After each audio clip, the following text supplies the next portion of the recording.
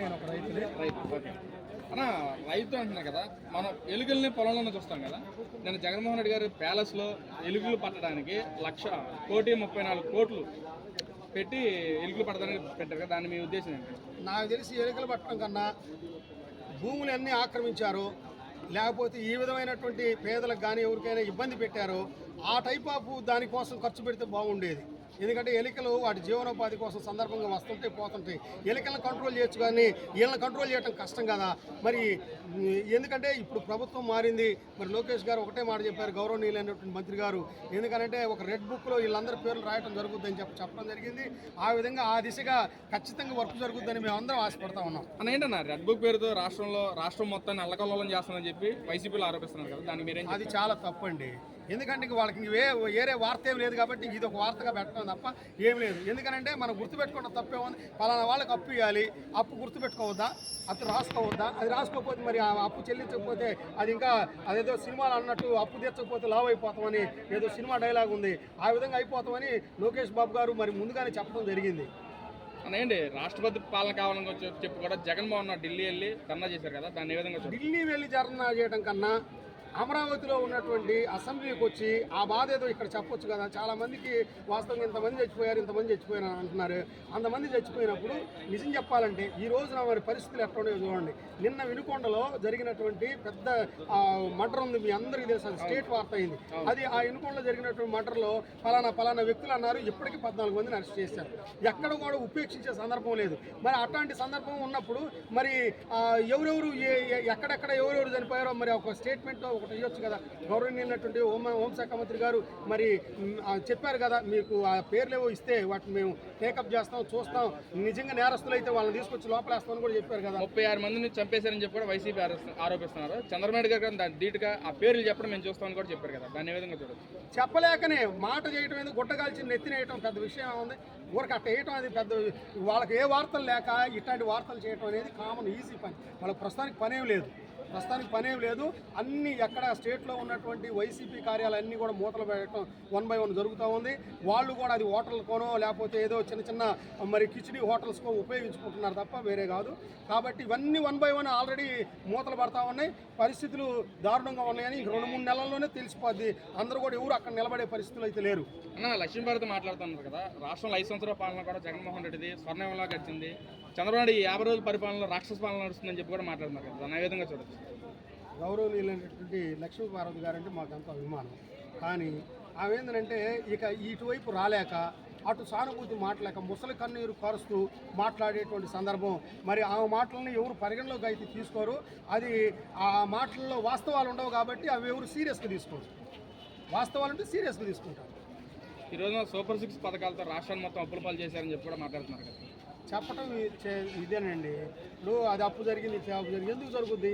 ఇప్పుడు వాళ్ళు పాలనలో 27 పథకాలు ఎస్సీలకు ఇచ్చినటువంటి పథకాల్లో 27 పథకాలు పూర్తి పొడిసి ఒక్క ఎస్సీ కూడా లోన్లు బ్యాంకు లింక్డ్ స్కీమ్ వచ్చిన సందర్భం లేదు. అంతమంది బాబు గారు ఉన్నప్పుడు మరి లోన్లు వచ్చినాయి, మరి బ్యాంకు లింక్డ్ స్కీమ్స్ వచ్చినాయి, వెహికల్స్ వచ్చినాయి, వ్యాపార కార్యక్రమాలు చేసుకోవడానికి ప్రతి ఒక్కరు ముందుకు వచ్చారు, చేశారు.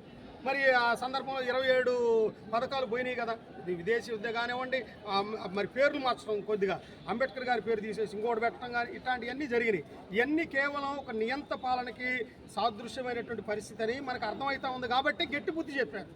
ఇంకెక్కడ కూడా కోలుకోలేనటువంటి పరిస్థితి. ఇప్పుడు ఒక ఫైట్ జరుగుతూ ఉన్నప్పుడు కోలుకోలేని దెబ్బ అంటారే, అలాంటి కోలుకోని దెబ్బ జరిగింది. వాళ్ళు ఊహించుకున్నది ఏంటంటే 30 ఏళ్ల పాటు పరిపాలన ఉంటుంది, బ్రహ్మాండమైనటువంటి పరిస్థితి ఉంటుందని. మరి పొలాల్లో కూడా గట్ల మీద కూడా రాళ్ళు వేసి రాళ్ల మీద కూడా సమాధులు చేసినట్టు బొమ్మలు వేయడం కూడా జరిగింది.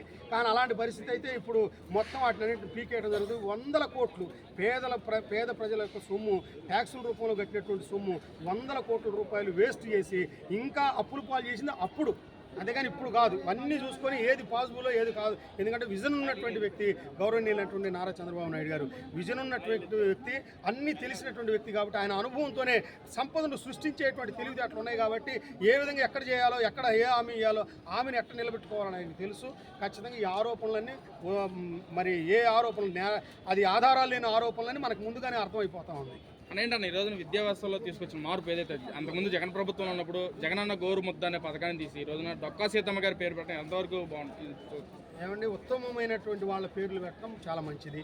అయితే ఇక్కడ ఇప్పుడు మీరు అన్నా క్యాంటీన్లు చూశారు, రేపు 15వ తారీఖు ఏమో స్టార్ట్ కాబోతా ఉంది. అన్నా క్యాంటీన్లో పేదవాడికి అన్నం తినేటువంటి సందర్భం. ఒక్కోసారి మధ్యాహ్నం రైతు ఒకవేళ వచ్చినప్పుడు బస్సు లేకపోతేనో, పరిస్థితి బాగులేకపోతేనో, ఆడ బస్సు లేకపోతే ఇంక అక్కడెక్కడ హోటల్లో తినే సౌకర్యం లేనప్పుడు ఖచ్చితంగా అన్నా క్యాంటీన్ దగ్గర పోయి 5 రూపాయలకే కడుపు నిండా అన్నం తినేటువంటి సందర్భం. అయ్యా ఇదిగో అన్నగారు పెట్టినటువంటి పథకం అని ఎంతో సంతోషపడేటువంటి సందర్భం. మరి అది 5 ఏళ్ళు క్లోజ్ అయిపోయిందిగా, ఎక్కడ లేకుండా పోయిందిగా. ఇంకెక్కడ పేదవాడికి అన్నం పెట్టినట్టు, దోచుకున్నవాడికి దోచుకోవటం తప్ప ఏమన్నా ఉందా? అలాంటి పరిస్థితుల్లో నుంచి ఈరోజు విముక్తి జరిగిందని మేము సంతోషపడతా ఉన్నాం. రేపో మాపో మరి అన్నా క్యాంటీన్లు ప్రారంభం కాబోతున్నాయి. అదేవిధంగా ఇంకా వచ్చే నెలలోనో ఆ పై నెలలోనో మరి మహిళలందరికీ కూడా ఉచిత బస్సు ప్రయాణం కూడా జరగబోతా ఉంది. మరి అదేవిధంగా నిరుద్యోగ వృత్తి కూడా జరగబోతా ఉంది. ఈ విధంగా ఏదైతే ఉద్యోగాలకు సంబంధించిన మేనిఫెస్టో ఏదైతే పెట్టినారో ఖచ్చితంగా ఆ మేనిఫెస్టో ఖచ్చితంగా నిర్వహిస్తారని పూర్తి భరోసా, నమ్మకం మా ప్రజలందరికీ ఉంది. అనేంటని ఈరోజు అన్నా క్యాంటీన్ చూసుకుంటే చంద్రశేఖర్, వైసీపీ ఎమ్మెల్యే చంద్రశేఖర్ ఎవరైతే ఉన్నారో ముష్టి 5 రూపాయలు భోజనం పెట్టి టీడీపీలు అంతా హంగామా చేస్తారని చెప్పి కూడా మాట్లాడుతున్నారు. దాన్ని ఏ విధంగా చూడొచ్చు? ఇప్పుడు ఆ పని వాళ్ళు చేయొచ్చు, ఆ రోజు ఎందుకు చేయలేకపోయారు? మరి ఆ ముష్టి 5 రూపాయలు అన్నారు, మరి ఆ పని చేయొచ్చు కదా. ఆ పని వాళ్ళు చేయలేక నిందలేయటం అనేటువంటిది కామన్ అండి. ఇప్పుడు వైసీపీ వాళ్ళకు ఉన్న సబ్జెక్ట్ అది తప్ప రెండో పనే లేదు. నిందలేయటం ఏ కార్యక్రమంలో దానికి అంతకుముందు ఉండేవాడు, దానికి సలహాదారుడు అని మీ అందరికీ తెలిసినటువంటి వాడు. ఆ సలహాదారుడు ఏ పథకంలో ఎట్ట చేయాలని, ఇప్పుడు ఏదైనా ప్రవేశపెట్టిన పథకాలు ఆ పథకాల్లో ఏ విధంగా దాన్ని యూజ్ చేయాలి, ఆ పథకంలో ఏ విధంగా వాళ్ళని హైలైట్ చేసి వాళ్ళని మరి డిజాల్వ్ చేయాలనే కోణంలో తప్ప ఏం లేదు. ఏం చెప్తాను చంద్రబాబు నాయుడుకి జగన్కి మధ్య తేడా ఏం చెప్తారు? నక్కకి నాగులోకానికి ఉన్నంత తేడా ఉందని జనం అందరికి అర్థమైందనే మంచి బుద్ధి చెప్పారని ఇందాకే మనం మాట్లాడుకున్నాం. వాస్తవంగా అదే కదా జరిగింది. ఎందుకంటే పరిపాలన దక్షత తెలిసినటువంటి వ్యక్తులకే అది అర్థం అవుతుంది తప్ప టెంపర్గా అప్పటికప్పుడు వచ్చి ఏదో చేస్తాం ఏదో చెందుతాం అనేది కుప్పకూలిపోవటం తప్ప రెండోది ఏం లేదని నిరూపించాడు జగన్ గారు. ఎందుకనంటే ఆయనకి ఇంకేం చేత కాలేదనేది అర్థమైపోయింది. చేత అయ్యే ఉంటే కుటుంబాన్ని నువ్వు సరిగ్గా చూసుకోలేనోడు నువ్వు ఏం చేయగలవని అందరూ జనం ఇప్పుడు ఈ రోజున 5 కోట్ల మంది జనం చూస్తూ ఉన్నారు ఆ కుటుంబం పరిస్థితి ఏంటని. వాళ్ళ అమ్మగారు అందుబాటులో లేరా?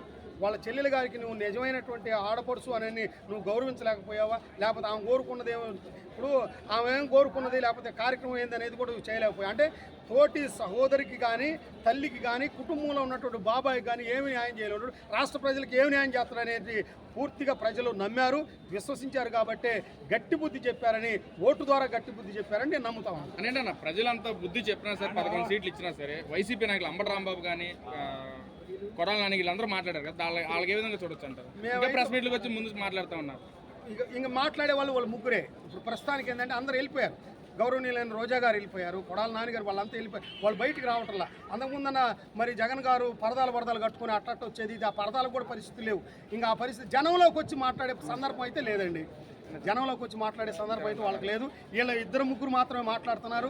ఆ 2 కూడా మరి సరైనటువంటి విధానం కాదని వాళ్ళే తెలుసుకుంటారు తొందరలో. తెలుసుకుని వాళ్ళే ఇది మనం మాట్లాడటం కూడా కరెక్ట్ కాదని చెప్పి తెలుసుకుంటారు. ఎందుకంటే ఒక కోపంతో ఒక పక్కకు పోయినప్పుడు పరిస్థితి ఏం చేయలేదు. అది పరిస్థితి. ఓకేనా, థ్యాంక్ యూ.